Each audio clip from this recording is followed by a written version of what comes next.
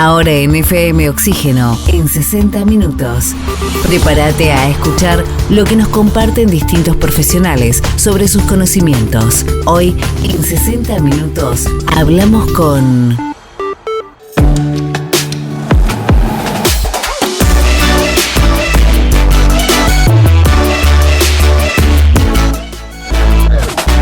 Muy bien, bienvenidos a este nuevo segmento que creamos para este mes. Abogacía en Zapatilla con Ana Malicia. ¿Cómo estás, Ana? Bienvenida. Hola, Pablo, ¿cómo te va? Contanos un poquito por qué el nombre, que el nombre también lo pusiste vos, ¿no? Sí, bueno, la idea del micro es tratar de charlar algunos temas de derecho en lenguaje simple, con la intención de que los oyentes puedan conocer las leyes en términos bien sencillos y cómo éstas lo van a afectar en su vida cotidiana.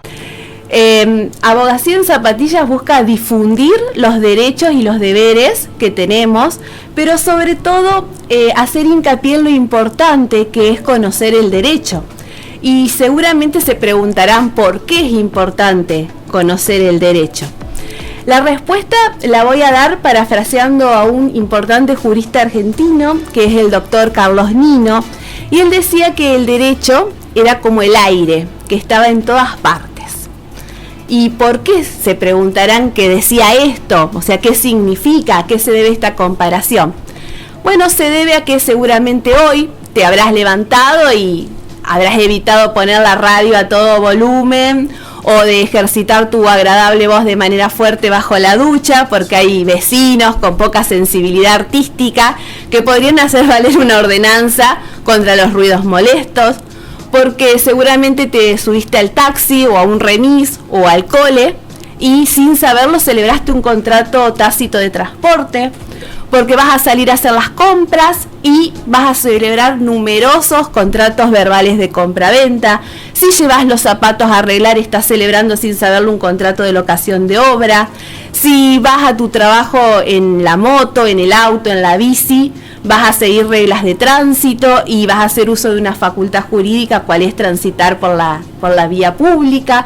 Y si tenés que hacer un trámite, cada uno de esos pasos intrincados que tienen están prescriptos por las normas jurídicas. Estos contactos los tenemos con el derecho en un día normal. Imaginemos cuán más envuelto vamos a estar en el mismo si nos casamos o si tenemos que demandar jurídicamente ante la vulneración de un derecho. Entonces, de ahí que el derecho como el aire está en todas partes. Creo que lo explicaste de una manera clarita. Bueno, y elegiste un tema puntual, ¿no?, para hablar durante todo el mes. Sí, durante este mes vamos a hablar de una institución dentro del derecho de familia, que es el matrimonio. Tenemos ese dilema, casarnos, no casarnos, cuál es el valor de los papeles, claro. ¿Sí? Entonces vamos a tratar de echar luz a esta disyuntiva. En primer lugar vamos a hablar de quiénes pueden casarse, por qué, o sea, qué tenemos que hacer si nos queremos casar, si existe algún impedimento, algo que impida que dos personas puedan casarse, cuáles son los deberes, los derechos derivados del matrimonio, cómo se disuelve, y lo vamos a diferenciar de la unión convivencial, que ha sido regulada por el Código Civil, se le otorga efectos jurídicos, pero de manera diferente al matrimonio, o sea, está regulada de manera diferente por el respeto del derecho a la persona de casarse o no casarse. Bien. Antes de que empecemos a desarrollar el tema, si te parece, quiero dejar en claro que toda la información que acabamos de brindar es meramente orientativa, que los ejemplos que vamos a usar son ejemplos de manual y que no sustituye ni reemplaza la consulta con el abogado de confianza, quien, tomando en cuenta los elementos particulares del caso, le va a poder dar al cliente la respuesta técnica adecuada. Bueno, creo que hecha esta introducción muy clara, damos inicio entonces y bienvenidos todos a Abogacía en Zapatilla.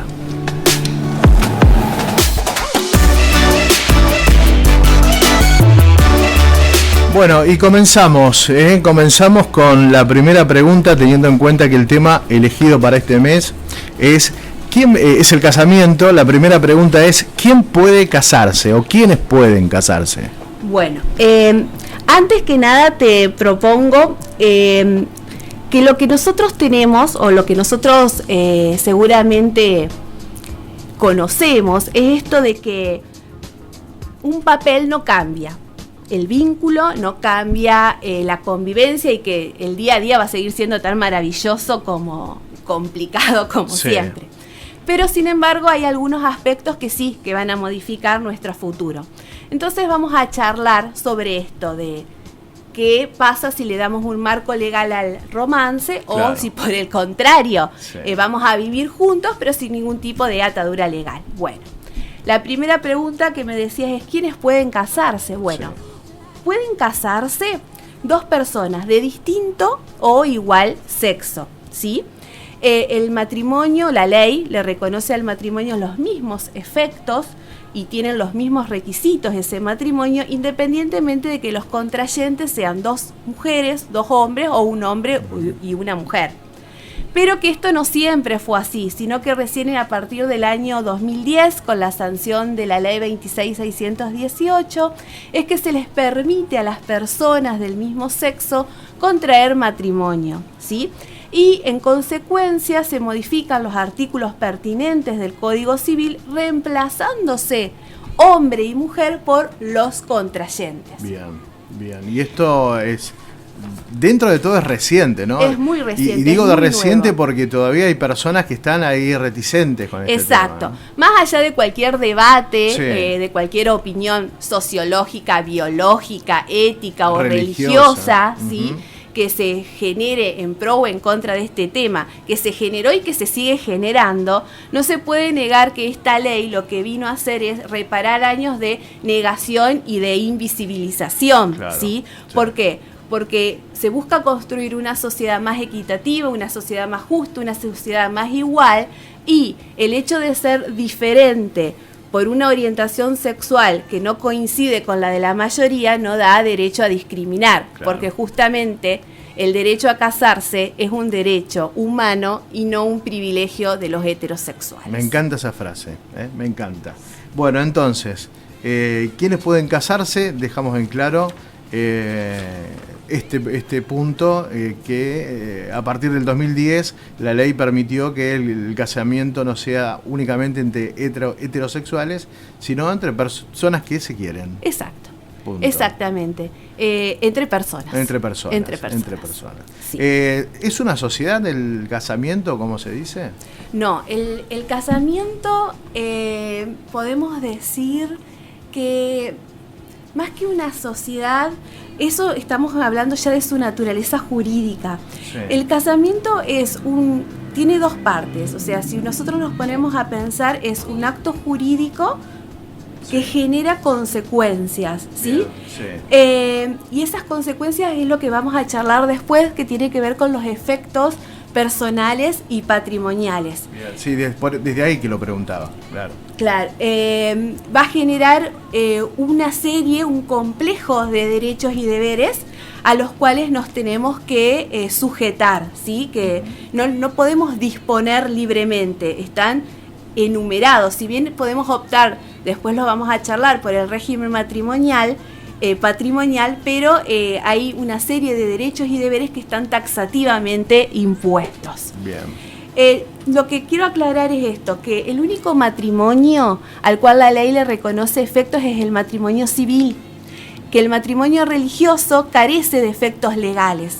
La ley solamente admite el matrimonio civil. Después, los contrayentes pueden cumplir con sus obligaciones religiosas y de conciencia sin ningún tipo de traba. Sí. Pero el matrimonio religioso ni suple ni transmuta en matrimonio civil. Clarísimo. Entonces, personas que de pronto son más religiosas que, no sé, que civiles, por llamarle de alguna forma, y se casan por iglesia y no optan por pasar por el registro civil, siguen siendo solteros. No estarían casados para la ley. No, exactamente. No entrarían dentro de este sistema. Exacto, claro. Exacto. Conservarían su estado civil. ¿Sí? No mutaría su estado civil. Bien. Otra pregunta. ¿Hay algo que me impide o que impide a dos personas casarse? Sí, hablamos ahí de lo que se llaman los famosos impedimentos matrimoniales, ¿sí? Que son obstáculos que la ley establece para la celebración del matrimonio en determinadas personas. Por ejemplo, el parentesco. No todos los parientes, ¿sí?, pueden casarse. Estamos hablando de entre sí, ¿sí? La ley establece que no se pueden casar los parientes en la línea recta en todos los grados, y ahí estamos hablando del hijo con el padre, del nieto con el abuelo. Tampoco se pueden casar los hermanos y medios hermanos entre sí, y los parientes afines en línea recta en todos los grados. Hablamos de suegro, ¿sí?, con la nuera o el yerno, y los padres e hijos afines, que anteriormente eran los hijastros, ¿sí? Entonces, para dar un ejemplo, Natalia está casada con Esteban, ¿sí? Resulta que se divorcian o fallece Natalia. Esteban no se va a poder casar con su suegra ni con una hija o hijo que Natalia tenía de otra relación, ¿sí? Fuera de eso, como lo que no está prohibido está permitido, y más allá que nos genere algún tipo de escozor, algún tipo de reproche, ¿sí?, de tipo ético, de tipo moral. Por ejemplo, el tío y el sobrino se podrían casar, eso te iba a preguntar. Los primos se podrían casar, que se pueden casar, ¿sí?, los primos se y pueden los casar. cuñados entre sí se pueden casar. O sea, solamente lo que nombré, ¿sí?, son los que tienen el impedimento matrimonial por parentesco. Los demás se pueden casar. Más allá de que genere todo una situación, un moro, o un reproche de tipo moral. De tipo moral. No habría ningún impedimento. Mira, me pregunto que si pusieron estos puntos en la ley es porque antes entonces todos querían casarse. Exacto, sí. Tuvieron que crear ¿qué es una ley, un artículo? Es un artículo del código donde puntualmente se nombran los impedimentos y como te decía, están taxativamente enumerados, o sea, son estos, ¿sí? Otro impedimento es lo que se denomina el impedimento de ligamen, que tiene que ver con el matrimonio anterior mientras subsista, ¿sí? Una persona que está casada, si no disolvió ese matrimonio anterior, no puede volver a casarse. Cierto, eso es muy común, ¿eh? Eso es más común. Otro impedimento que tenemos es el de crimen, ¿sí? Y tiene que ver con que si vos sos condenado como autor, cómplice o instigador de una persona, no te podés casar con el sobreviviente, con el cónyuge sobreviviente. ¿Se entiende? Sí. Muy rebuscado también. Claro, ¿no? pero, o sea, tampoco tiene, o sea, tenemos acá que si lo desmenuzamos, tiene que haber una condena, tiene que ser el homicidio doloso y no tiene que tener, o sea, no importa si el móvil no fue casarme con esa persona. O sea, entonces yo te mato a vos para casarme con mi pareja, por ejemplo. Exacto. O sea, en esos casos hay un impedimento matrimonial. Otro impedimento es la falta permanente o transitoria de la salud mental y tiene que ver con no tener el discernimiento para comprender el acto que estamos celebrando, ¿sí? Y el último es la falta de edad legal. Pregunta, ¿a qué edad nos podemos casar? Bien, como regla general, la edad nupcial coincide con la mayoría de edad, o sea, a partir de los 18 años para ambos cónyuges. Pero, ¿qué pasa si yo soy menor de edad y me quiero casar? Entonces acá hacemos una salvedad. Si tenés entre 16 y 18, necesitas la autorización de tus representantes legales, que serían en este caso los progenitores, y si ellos no te lo quieren dar, la autorización del juez. Si tenés menos de 16 años, sí o sí necesitas la autorización del juez.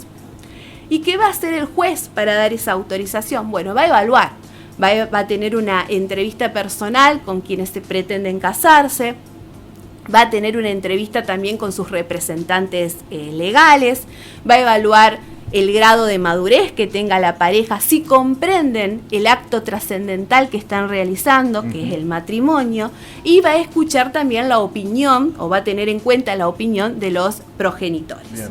Esto es en Argentina. Tengo entendido que en otros países menores Claro, se eso, casan, ¿no? Claro, incluso también nosotros... Cuando hablamos de estos matrimonios arreglados. Exacto, esto se fue modificando también en nuestro país. La edad nupcial también fue evolucionando y cambiando. Y en otros países también, o sea, ya tendríamos que hablar de derecho comparado. Y bueno, vemos que en otros países hay menores que se casan, niños.